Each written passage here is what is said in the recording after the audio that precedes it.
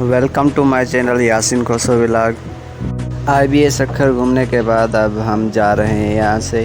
अगर वो वाली वीडियो आपने नहीं देखी तो उसका लिंक मैं डिस्क्रिप्शन में दे रहा हूँ, तो IBA सक्खर वाली वीडियो लाजमी देखें। इस वीडियो में हम आप दोस्तों को सक्खर सिटी के रोड्स और स्ट्रीट व्यू दिखाने जा रहे हैं।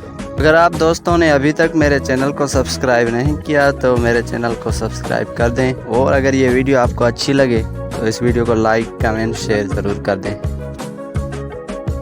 ये रोड 100 फुट बना हुआ है, तो इसका नाम 100 फुट रोड के नाम से मशहूर है।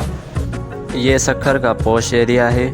सक्खर सिटी के बारे में आप दोस्तों को बताएं तो ये सिंध का तीसरे नंबर पर बड़ा शहर है, कराची और हैदराबाद के बाद।